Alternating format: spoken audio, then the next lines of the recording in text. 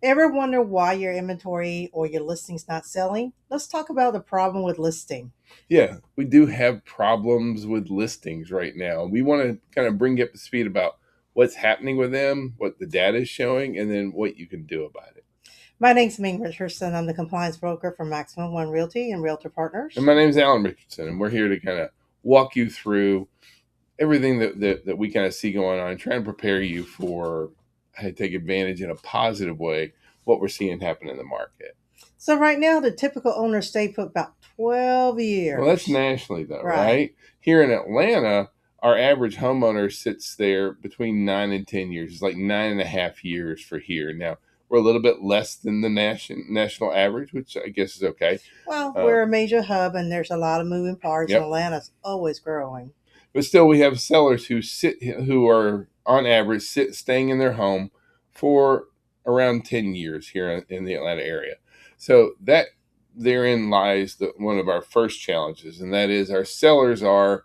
This is not something our sellers do every single day. Now, So, like when it's something that you do every 10 years or so, you definitely want some expert guidance. And so that's a really good thing for us is that we're here to be friend, guide, advisor through all these. We see that most sellers are using an agent. Actually, more sellers use an agent today than any time in their past, right? absolutely.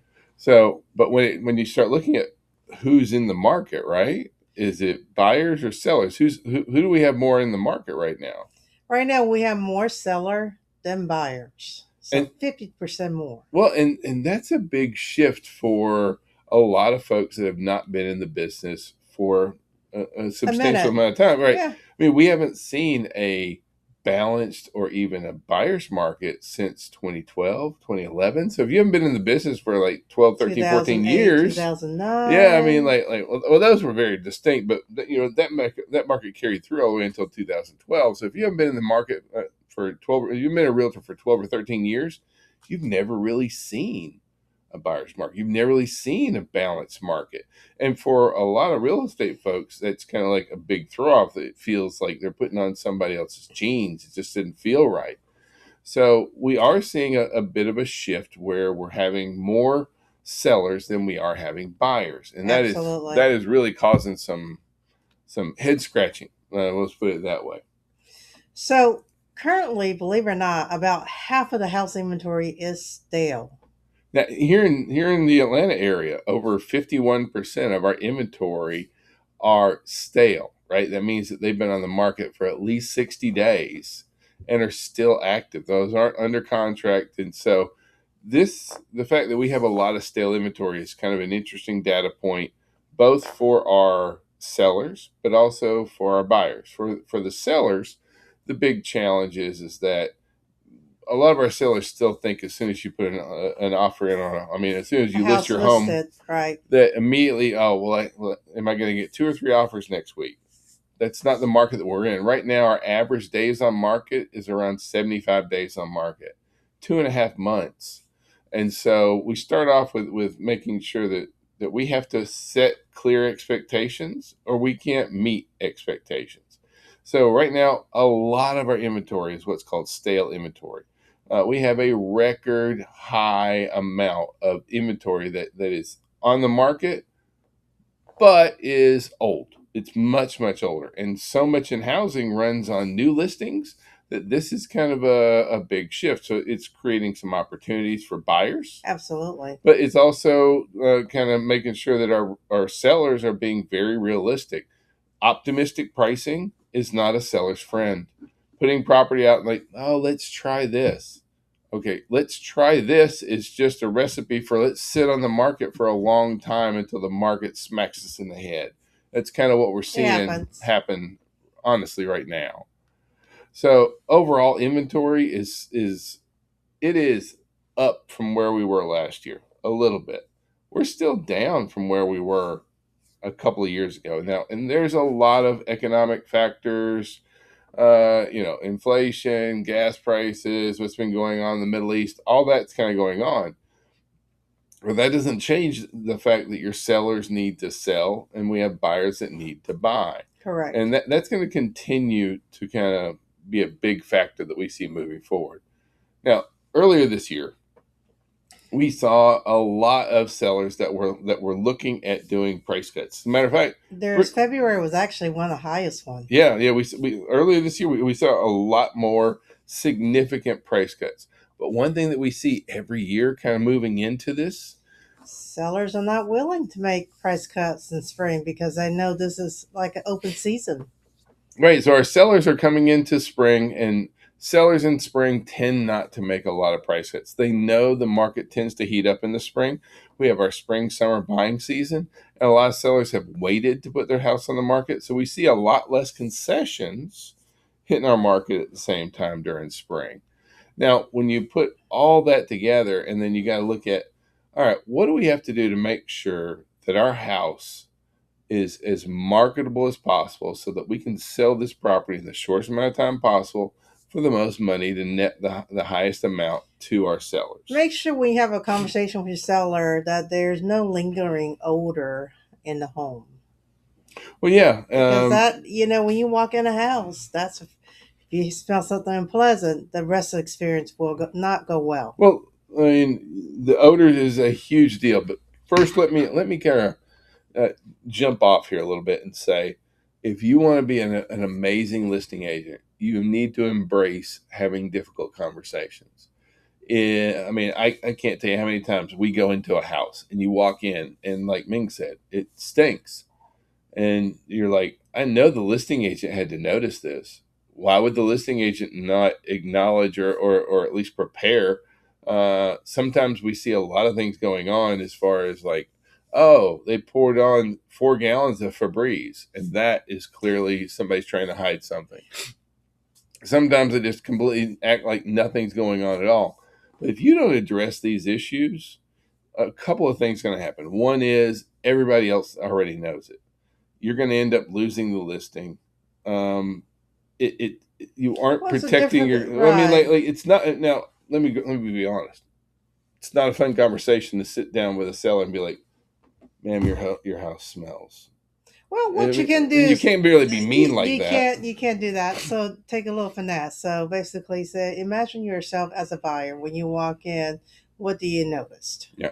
And sometimes the seller may not notice that odor that you distinctively notice, but at the same time, make sure you said, it would be nice to jazz it up with some lavender because you want buyer walk in feeling relaxed and not and it's a pleasure walking through the house. Yeah.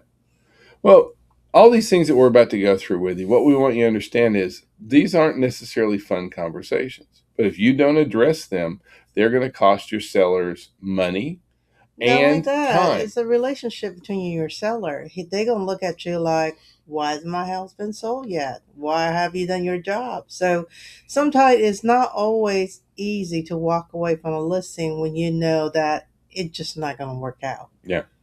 So, like Ming said, start off with probably one of the biggest ones that we see that needs to be addressed and isn't, and that is you have to address odors. But it's about getting to the source of the odors, not Correct. just about like, oh, dog food stinks. Yep, it does. So put it in an airtight bin. Then it doesn't stink anymore. But you have to go, and if it's a water issue, then address the water. But if something smells, you have to get to the cause of it. Hmm. If you got cats, it's probably a litter box. A lot of times your seller doesn't even know. So we're going to start with odors. All right, odor's one, and the other is that some buyer feel very uncomfortable being watched. I know with today's technology, there's some smart devices where you can listen, you can see what the buyer's doing, and I know some people it's for safety issues, but I will tell Well, we, you, we went into a recent listing, and sitting on the kitchen counter are little cameras on either end of the kitchen, and you're like, oh my goodness. Now, used to be these tended to be the excuse folks, me. bless you, that would want to be there for all the showings and just kind of sneak around the corners and just kind of listen in to all the conversations. That's not a great feeling out there. So encourage your seller. It's the seller's house. They can do what they want to in it. I can't say, oh, it's wrong for you to have cameras up. Please don't have cameras in the bathroom ever. That's kind of creepy. But do let your sellers know that feeling of being watched is really Well, they can't Yeah, freely express their opinions or expression yeah, or even make a comment. yeah, Because as a buyer's agent, I do tell my buyers, say, listen, homes that we go to, sometimes they have smart devices.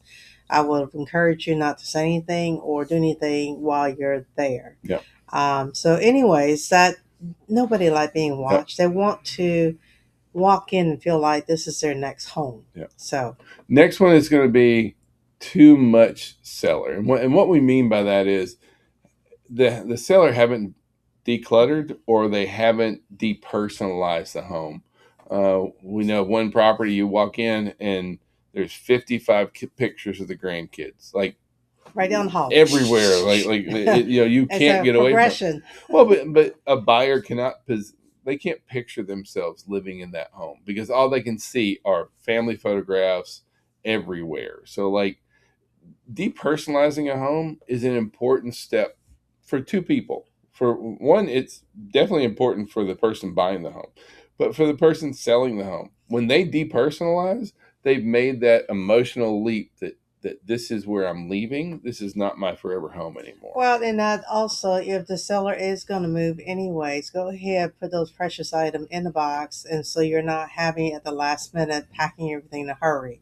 So it's a good way of preserving your personal memories and not be in a hurry on top Yeah, of that. And plus, it makes a hallway looks a lot less just all over the place. yeah. So Next one, make sure you address curb appeal. Um, I can't tell you how often you pull up with a buyer into a driveway and they're like, nope, not going to do it. yeah. Nope. Curb appeal is a super important thing. That's the first impression. If they won't get out of their car, they're not coming inside. Your place could look like the Taj Mahal inside, but if it outside looks like an REO property, don't do it. The next one's bath and clutter. I know that we use our product every day. Ladies, we're talking to you. Well, no, guys too. No, Some no, guys are ladies. just as guilty. But No, that's anyways, so wrong. Absolutely not. We anyways, use one thing for hair, body, everything. maybe you. But Okay, no, anyways, that's guys. Okay. some guys require a little more. But anyway, needless to say, just make sure you declutter that area because nobody wants to see your personal hygiene or products out in the open.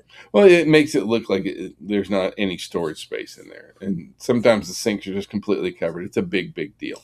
And we're guilty of being a hoarder sometimes because I can tell you before we moved out of our house for 20 some odd years, I didn't realize how much stuff I had in my home that I thought I was saving for future uses. So please clean out your storage space. If you haven't touched in 6 months, do a yard sale before you list a house. Go ahead and just sell these products that you no longer use.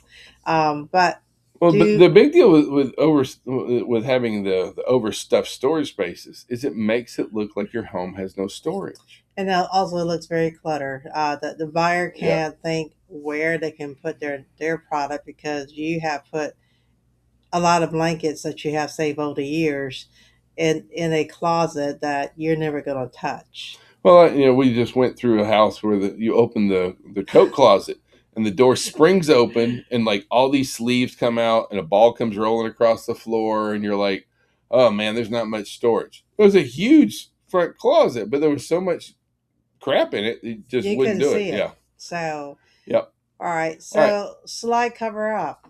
That makes a bigger All problem. right. A lot of times our sellers want to get very creative about problems.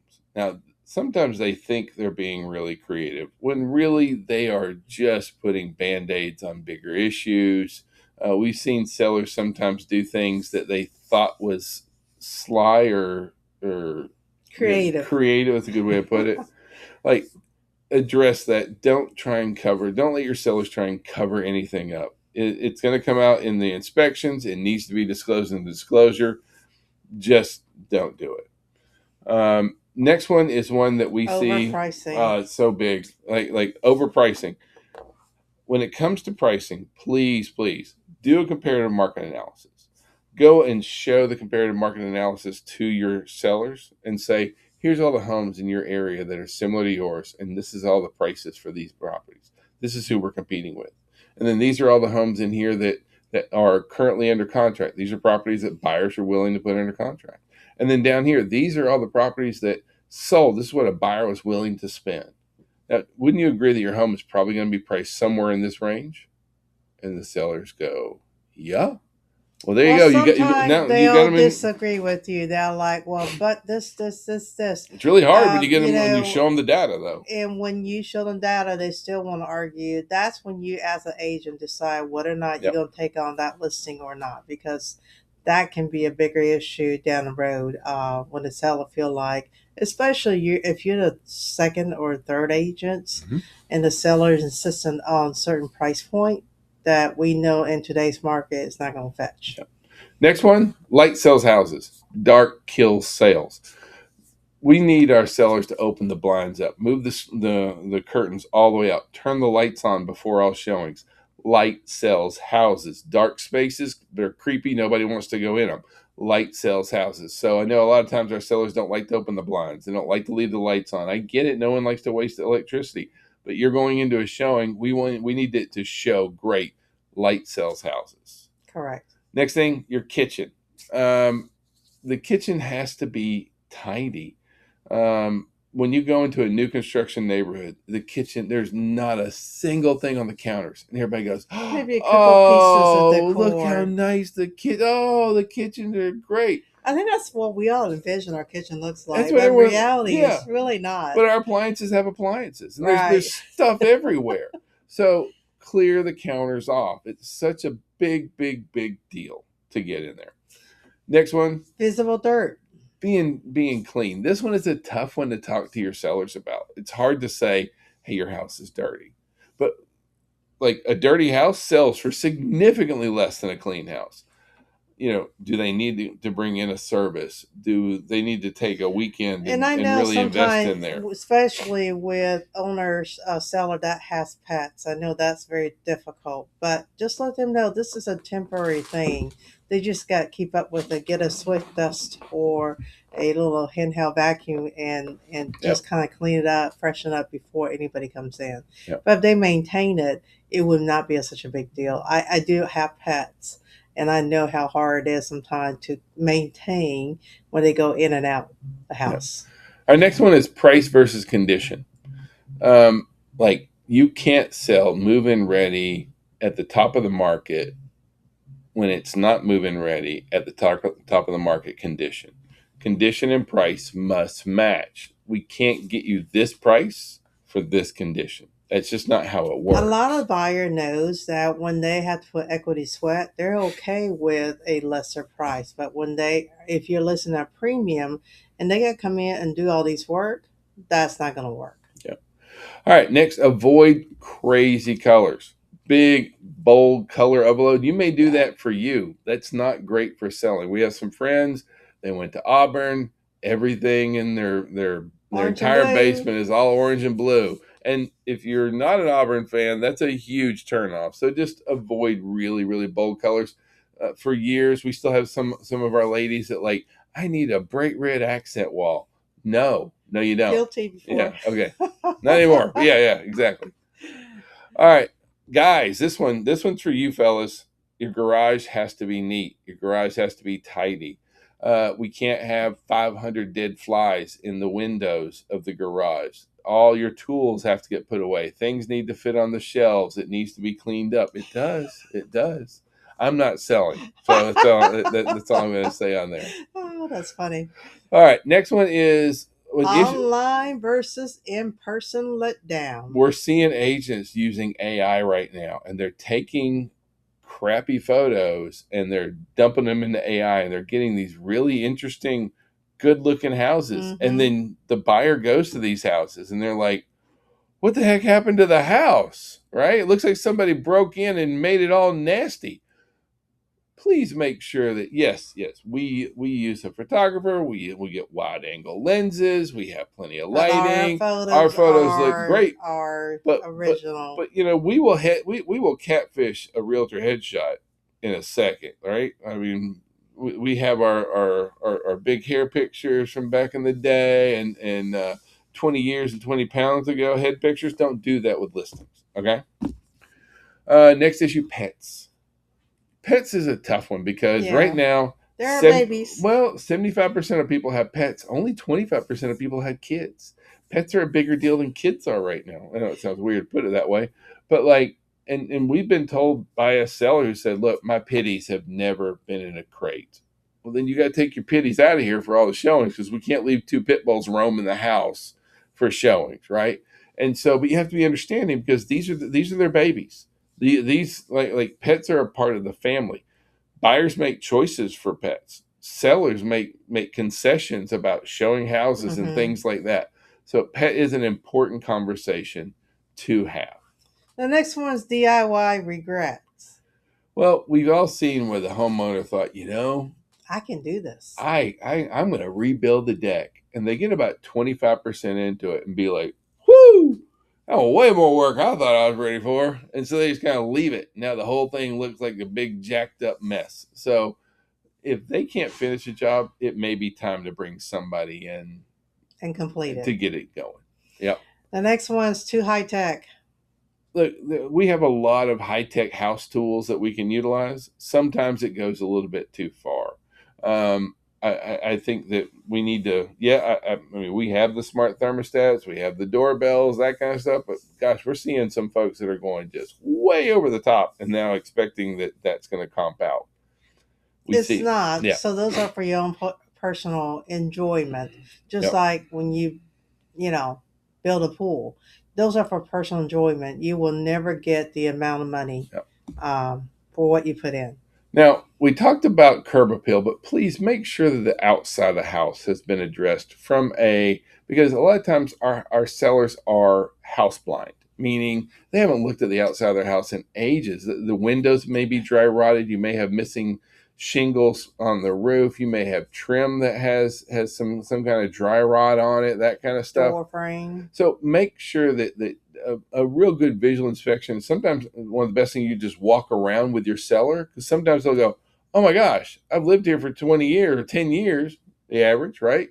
And I haven't even noticed this." So let's make sure that they're doing that. In addition, just any deferred maintenance has to be addressed. Buyers are going to notice. Remember all the Absolutely. data points we were talking about before. You want to make sure your listing is standing out here. If you notice it, a buyer's going to notice it too. It has to be really kind of gone in there. And while some of us are a artists of our own space, what you want to do is avoid the polarizing decor. Stuff that's just really, really bizarre. Really, it might be, it's one of those things where if you have a lot of money, they would call you eclectic. If you don't have a lot of money, they just call it weird. It's true, right? And so sometimes we need to soften that. Overall, when you look at there's about half of realtors don't even address staging. Staging is a pretty big important issue all the way through. Please address how your properties are staged. Most of our sellers, I would say, 90% of our Hmm. sellers have too much furniture. Sometimes they have that one weird piece that they love and it fits in From not at all. nowhere. Yeah, not at all. So sometimes getting that kind of stuff moved, talking about how well the property is staged really is crucial to helping your clients get the most money. Um, well, I mean, just the For most your money, listing. yeah, in the So shortest at the amount of end of time the day, possible. the whole curb appeal, the whole interior, the whole streamline, the whole make it fit to majority of folks is what you're looking for. And also as an agent, if the price is too high and the seller won't listen to any reason or data, then you might want to think about what is your business model. Yeah. So, once again, we're not telling you how to do your business. And for some people, it's about, We're telling you a little you bit how to know, do it. Yeah, yeah. Be it's about, smart. yeah, just be smart because there are some road along some of the path you choose, and that may not be favorable. And rather than spinning your wheel on places that you know it's not going to generate anything, you might want to spend your time in places that is more amicable. Yeah. We don't want to see you lose listings. No, We we know that don't. the competition is really tough. It's a different market out there. Please use these tools to sell homes faster and for more money. Hope Absolutely. hope you guys have a great week. Thank you for watching. See you next Bye week. now.